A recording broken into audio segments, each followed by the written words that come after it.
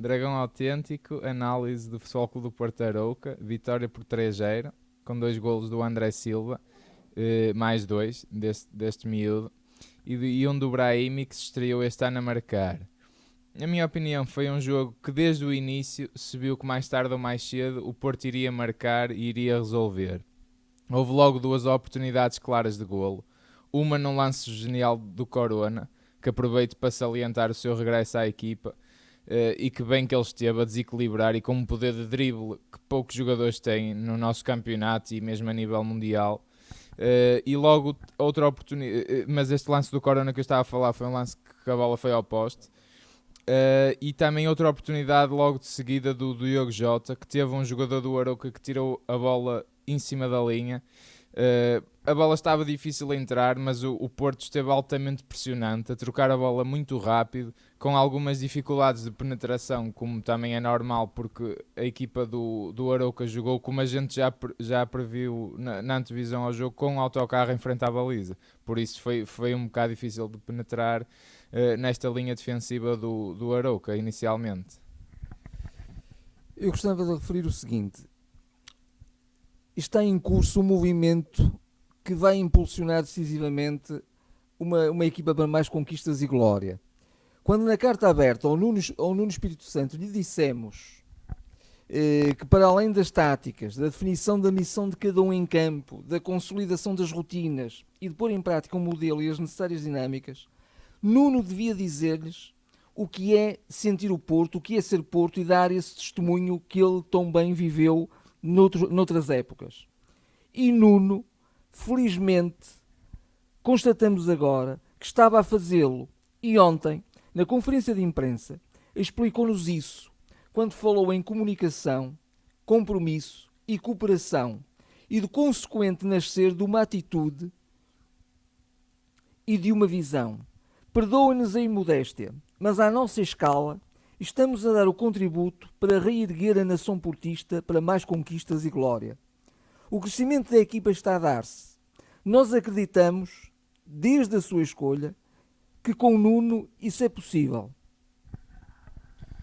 Sem dúvida, concordo perfeitamente. Eu aqui vou analisar um bocadinho mais agora o jogo, em relação ainda ao que eu estava a dizer, que de facto a equipa do Arouca jogou muito fechada, mas de facto com toda essa, com esses 3 Cs que tu referiste, que o Nuno ontem também referiu, é que foi possível, com uma insistência e uma atitude muito forte do Porto, é que se conseguiu ultrapassar as dificuldades e se consegue ultrapassar toda e qualquer adversidade como verdadeira equipa a Porto. O que gostou mais, na minha opinião, ontem foi a insistência também em cruzamentos sem qualquer perigo. O Porto creio que fez isto demasiadas vezes, insiste nisto demasiado. E também pelo facto de muitas das vezes, os jogadores do Porto não darem linhas de passe, sobretudo a nível do meio campo, estando sempre o médio que tem a bola sozinho, sobretudo quando este médio ontem era o Oliver. Isso aconteceu muitas vezes, ele tinha poucas linhas de passe. Mas o Porto não jogou nada de forma apática, como a gente até receava na antevisão do jogo, que tinha vindo a ser a imagem que se passou no jogo com o Gafanha e na maior parte do jogo com o Clube Bruges. Não, o Porto esteve sempre concentrado e com uma atitude proativa em relação ao jogo, e esperemos que esta atitude e esta forma de estar em campo realmente se prolongue daqui para a frente, e que realmente esses dogmas do Nuno que continuem e que sejam cada vez mais bem cimentados na equipa, fazendo a passar essa forma de ser, a ser a forma mais constante e mais presente nos jogos do Porto. Eu gostei muito mais de ver este 4-1-3-2, que eu creio que começa a ser definitivamente o sistema do Nuno, com um ala mais puro, como é o Corona, não desfazendo aqui o Otávio, que todos sabem que a gente adora o Otávio, mas o Corona permitiu que o Porto jogasse muito mais aberto, acrescentando muito mais largura e muito mais profundidade ao seu processo ofensivo e efetivamente mais perigo. A equipa, como a gente já tinha referido, já estava muito solidificada a defender. Eu acho que toda a defesa e o médio defensivo estão perfeitos. É um eixo muito importante, são peças muito importantes. E então o Filipe e o Marcano, por exemplo, estiveram imperiais. A defesa está inacreditavelmente muito bem compacta. Os laterais estiveram muito bem a atacar e a defender. apenas como a gente já referiu, nos cruzamentos não foram muito felizes, tanto nos cruzamentos de lance corrido como nos pontapés de canto. Curiosamente são os laterais que marcam os pontapés de canto. E o Danilo, então, creio que merece mesmo uma palavra, porque ele foi perfeito, na minha opinião. Foi uma máquina, incrível, rápido, territorial, até passar a bola e a construir o jogo está muito melhor. Para mim foi uma exibição perfeita, como já disse. Para mim foi o melhor em campo ontem. Se todos os jogadores fossem como o Danilo, o Porto era uma equipa que nem deixava mais ninguém jogar. Tinha 100% de posse de bola. Se me permites, se de facto o Fernando era um polvo, este é um hiperpolvo, não é? Mas na verdade o futebol do Porto esteve muito bem. Desde o primeiro minuto mandou no jogo, disputou todos os lances, mandou sempre no jogo e mostrou ser uma equipa em crescendo de qualidade, sendo solidária, criando oportunidades e pondo em crise um adversário defensivamente bem organizado. Para além da entrega e solidariedade, viu-se qualidade. O jogo entre setores também melhorou substancialmente, embora houvesse momentos em que de facto havia alguma dificuldade em encontrar linhas de passe. Em alguns momentos, menos afirmativos, isto também é muito importante. Nesses momentos é muito importante que a equipa tenha esta postura, esta atitude. A equipa nunca deixou de controlar e de mandar no ritmo do jogo, revelando de facto uma grande maturidade. A importância do resultado era notória na cabeça dos jogadores e tem sempre que o ser, porque o futebol do Porto vive também dos resultados e para se ser campeão e para se ganhar títulos tem que se ganhar jogos. E em relação aos outros elementos do meio campo, para acabar aqui a minha análise a cada setor, esteve muito bem o Oliver. Ontem gostei imenso, porque faz lembrar o Oliver dos bons velhos tempos, com muita visão de jogo e com a classe habitual e com a entrega de bola perfeita e passes de ruptura excelentes e a abrir flanco muito bem. Mas depois há o Herrera, que continua a não perceber o que ele acrescenta. Aliás, eu sei o que é que ele acrescenta. Acrescenta perdas de bola e um adormecimento constante no jogo. Porque mesmo o que ele faz de bem, para mim não acrescenta nada. Tantas vezes ontem vimos o Oliver sozinho, apenas com o Alex Telles com uma linha de passe, e o Herrera estático, parado do outro lado do campo, a demorar imenso a chegar aos seus companheiros. Continua a destoar naquele meio campo e de que maneira? Eu continuo a não perceber o Herrera, muito sinceramente. Queria dar aqui uma palavra para o nosso setor ofensivo, para o Jota e para o André Silva, que combinaram e muito bem, dando uma mobilidade incrível ao ataque do Porto, dando seguimento àquele fantástico jogo do Nacional, combinando muito bem tanto com o Corona, como posteriormente com o Brahimi. Então o segundo gol do André Silva, eu acho que é inacreditável a forma como ele ganha a posição ao defesa do Arouca. Ele está a ficar um monstro, no bom sentido. Quanto ao Brahimi, queria dar aqui uma palavra. Ele tem de aprender de facto a soltar a bola no momento certo. É óbvio, é o grande problema dele. Mas os adeptos também não lhe dão margem nenhuma. É o único jogador do Porto que quando perde a bola é assobiado pelo estádio inteiro.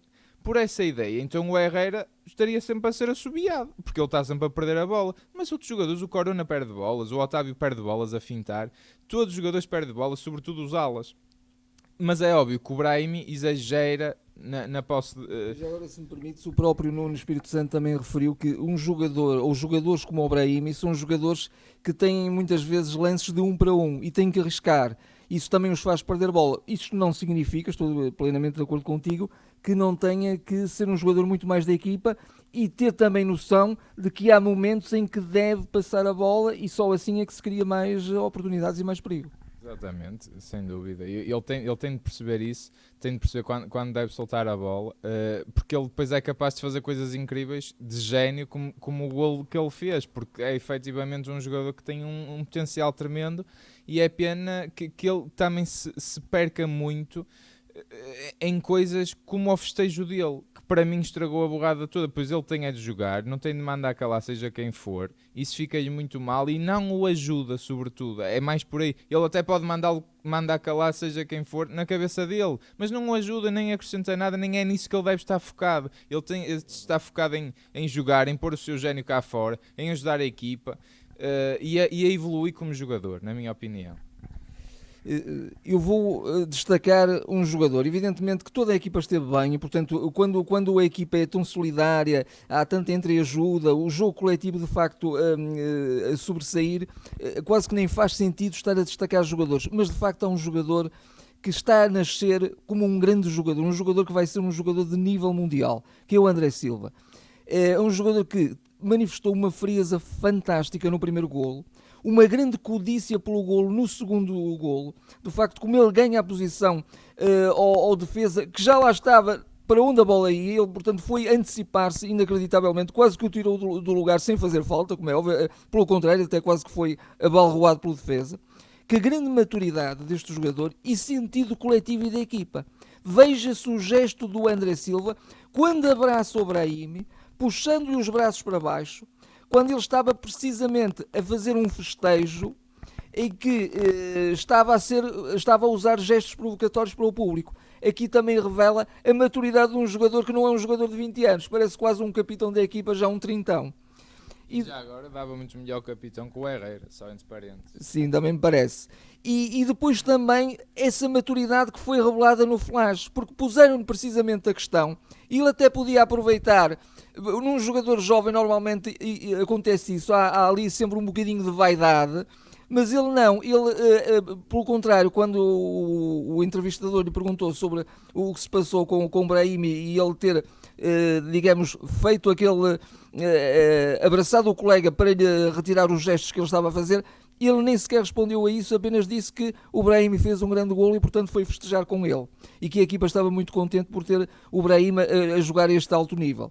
Relativamente ao Brahimi, é indiscutivelmente um gênio, que não deixa de o ser se for mais jogador da equipa. Não são justificáveis os assobios a um jogador que constantemente provoca desequilíbrios no adversário. No entanto, o Brahimi tem de facto de ser um jogador da equipa e não pode manifestar-se daquela maneira, como tu disseste muito bem, o foco dele tem de ser o aprimorar constante da sua qualidade de jogo e o tornar-se cada vez mais um jogador da equipa. Mesmo como nota final, tornamos a sentir novamente orgulho na nossa equipa, que gradualmente, num processo difícil, porque tivemos um período tão longo de tantos traumas, volta a ter uma identidade de equipa grande. Isto, Nuno, não pode ter retorno e nós estamos convictos que não terá. Essa identidade tem que ser cada vez mais cimentada e tem de estar presente em todos os jogos e não ter apagões de 60 minutos como vem tendo por vezes e às vezes continua a ter ainda, como teve tão recentemente com o jogo com o Clube Bruges. Essa identidade tem de estar em cada segundo presente. Eu queria fazer uma nota que acho que é importante em relação à arbitragem, porque a arbitragem foi uma boa arbitragem no geral, atenção. Foi uma arbitragem que não teve aqueles lances que emperram uma equipa de faltas, nem colaborou muito com o antijogo, nem o Arouca fez grande antijogo. O jogo foi fluido e o árbitro não inclinou o campo, seja para quem for. Agora, há pelo menos um penalti que todos os jornais dizem que é escandaloso. Há a possibilidade de haver ali mais um ou outro, mas há um pelo menos sobre o André Silva que é um escândalo. E nestes jogos, com equipas tão fechadas, com equipas que põem autocarro, não se marcar, seja que penalti for, ou seja que lance for, podia ter feito impacto no resultado. E o Porto felizmente marcou 3 golos, mas poderia a bola não ter entrado, podia ter mandado mais bolas ao posto, como mandou aquela do Corona, e o penalti, depois como é que seria? Portanto, foi mais um jogo nestas 8 jornadas, portanto, há 7 jogos em que o Porto foi prejudicado, portanto siga, continua, que nós estamos cá, estamos presentes, isso só é bom e só faz do Porto cada vez mais Porto e mais forte, porque o Porto está a crescer e de que maneira? No campeonato está a ganhar uma consistência e um poderio que me agrada muito. Estas 3 vitórias consecutivas são de um Porto que poderá vir a ser campeão, porque joga com uma pressão muito alta e joga a Porto durante os 90 minutos. Foi mais um Dragão Autêntico. Falem connosco, subscrevam o nosso canal, não se esqueçam, se gostarem, partilhem, visitem-nos no Facebook, facebook.com/Dragão Autêntico, não se esqueçam. Estaremos de volta para a antevisão do próximo jogo, que será também para o campeonato. Até breve.